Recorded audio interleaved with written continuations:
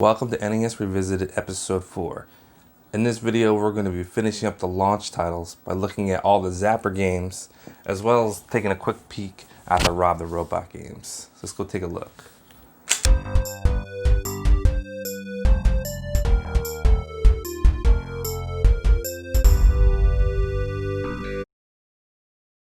Alright, time for some Duck Hunt. You get 3 game modes. Game A and B are the same other than B has 2 ducks. This ups the difficulty a bit since you only get 3 shots in all modes. The premise is really simple. Shoot the duck or ducks before they fly away or before you run out of bullets. Each level increases the duck speed. If you miss any ducks, the dog laughs at you. Great. Which is hilarious though. When you finish the round, any missed ducks will tally up. If the tally goes past the markers on the screen, you lose. If you're skilled enough to make it past level 99, the round starts at 0 and glitches out, making it impossible to win. Here's a fun fact about Duck Hunt. You can control the duck with the second controller for some co-op fun. Game C, clay shooting, is less frantic than the other 2 modes.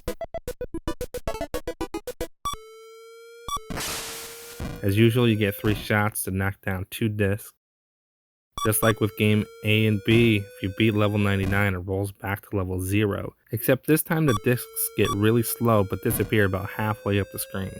Duck Hunt was packed in every NES that came with a Zapper. It was a standalone cart on release and eventually packed it with Super Mario Bros. On the same cart. For this reason, if you owned Super Mario Bros., you most likely had Duck Hunt as well. But even if it wasn't included, it would definitely be a game to buy to complement the Zapper. This game was fun, simple, and timeless. Worth it then and worth playing today. Just keep in mind that Zapper will not work on anything except the CRT, those tube-style TVs we had in the 90s. I won't go into the science of how the Zapper works in this video, but if you can't get yourself the hardware and you want to play this game, most emulators allow point and click to act as the Zapper. It's not the same experience, but at least you can try it out for fun. People in the modding community have come up with some unique ways to work around this, but it'll involve programming and modifying your Zapper.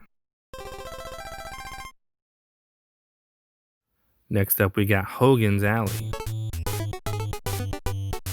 Decent intro and demo music. Hogan's Alley simulates a police training exercise. As shown on the demo screen, you have cardboard cutouts of 6 people, 3 bad guys and 3 good guys.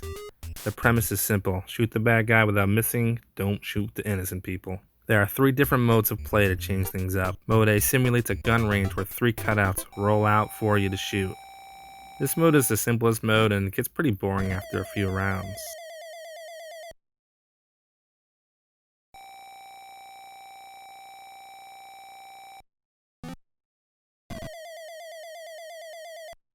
Mode B simulates walking through a town shooting at targets. This by far is my favorite mode.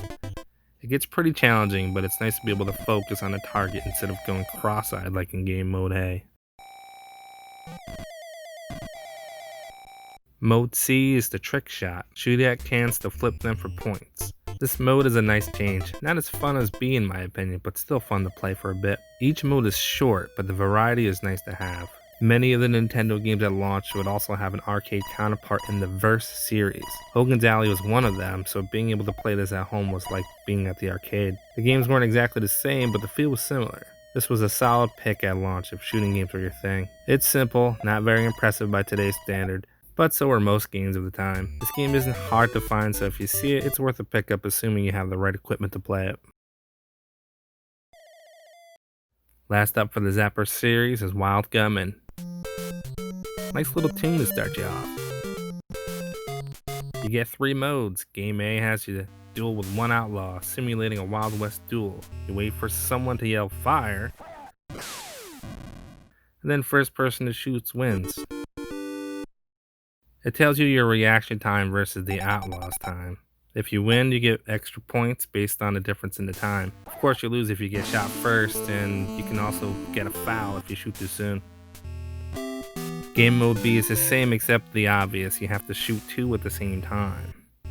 Well, one after the other. Game C is similar to Hogan's Alley, where the outlaws pop out of the random windows or the main door. Take too long and you get shot. If you notice the white flash on the screen when you shoot, you'll see that it is very huge and it covers a large part of the screen.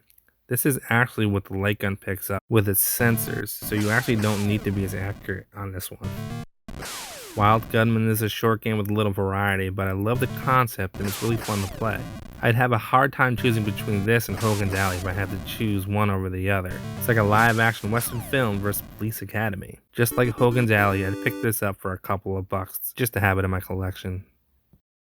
Here's a super quick history lesson on r.o.b, short for Robotic Operating Buddy. r.o.b was an accessory that was supposed to make the NES feel more like an entertainment system and not a video game console. Japan needed a way to introduce a new video game console to the American market that was experiencing a video game crash. This crash, in short, is a result of having too many systems that played the same games and home computers gaining the market for both gaming and computing. There was eventually a supply and demand issue and of course quality control. So Nintendo of Japan devised a plan to export the Famicom system to America, but they knew they had to redesign it to look more like a VCR looking system and not like another Atari console. And also, we introduced r.o.b. Japan knew they had a great system that would sell, if only they could get it into people's hands. The robot was cool for the time. Remember Short Circuit and Transformers? Robots were extremely popular in the 80s. Unfortunately, marketing execs who got to see it in action were not impressed at all. But when stores were offered a no-risk deal, they took advantage, and thus everything else is history. Nintendo would set up all the displays themselves and only charge for what was sold, while taking back what didn't.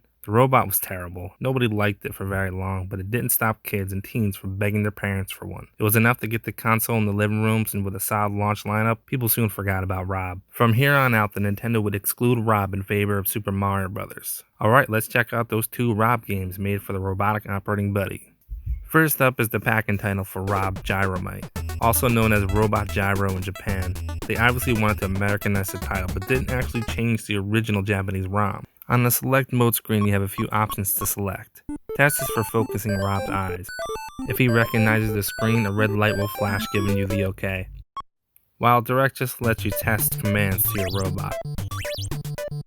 If you don't have a r.o.b, it's okay. As player 1, you will give commands by pressing start and desired command, which tells r.o.b to drop gyros on the controller tray, and then press A and B on the second controller gamepad. So if you have a friend, that person can just hit the buttons for you and help you play. There are 40 selectable phases in A. In this mode, you manipulate the gates to open or close paths. They can be used to lift the professor or crush enemies. You have to make sure you don't get crushed too. Use the turnips to distract the birds called smicks and defuse all the bombs by collecting them. Puzzles are decently fun, and if you can manage to have a friend or use two controls at the same time, you will get through the levels fairly easily. If you use r.o.b, however, that'll really complicate things and slow everything down. Timing r.o.b to smash the bird is probably not worth the effort. You really need to use the turnip to get past the smicks. There are 25 phases in B mode. In this mode, the professor is sleepwalking, so you have to set up his path in advance. Playing this mode without r.o.b is really easy because of how slow the professor walks, but using r.o.b, I'm sure this is far more challenging than it looks. This was a pack-in with r.o.b, but it's too easy with the second player. I do own a copy of Gyromite that I purchased for less than $5. Also, my kids love playing this game co-op style, so I'd say it's worth it just for that alone. Alright, time to check out Stack Up. Just like Gyromite, the US name doesn't match the title. Unfortunately, this game requires r.o.b. Well, sort of. Just like Gyromite, Test synchronizes your robot so you know it can see the TV. Direct is for the first game mode. The object of this game is to send commands to r.o.b by moving the professor to the buttons on the screen. You have your up, down, left, right, and the last two are open and close. The game doesn't know if your robot has actually accomplished the goal. You press start when you manage to move the color discs so that they look like the section to the right of that purple arrow. That's it. The next phase will start with the last setup, and you'll have to give commands to r.o.b again. It changes things up by having you input all the commands to complete the phase first. Just hit A or B to scroll through the commands, hitting right on the D-pad to advance the professor, and when you're done, press start. Select command speed, and that's it. You can then watch your robot complete the phase on his own. It's a pretty cool concept.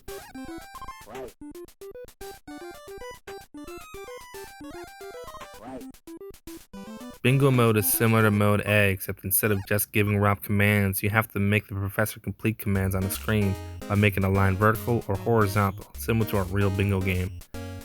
While you're doing this, two enemies called Flipper and Spike make things more challenging by either being in the way or pressing buttons which can inadvertently move r.o.b. Like the previous mode, it doesn't know if you succeeded or not, only the honor system is applied.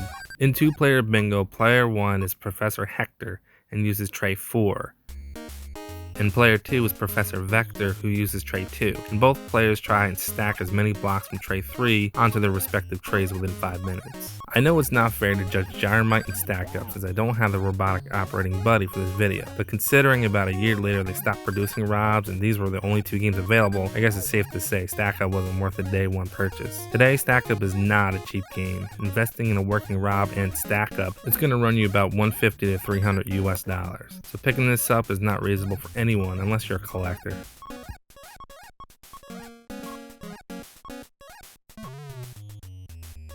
Well, that concludes all the launch titles. It's a pretty solid launch start. If I had to choose 3 games to buy with the deluxe set, I'd probably choose Super Mario Bros. Excite Bike and probably Mach Rider as my 3. What would you guys pick? Let me know in the comments.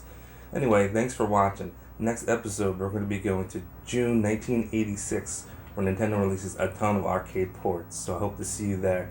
Make sure you subscribe so you don't miss any of the next new episodes. Thank you.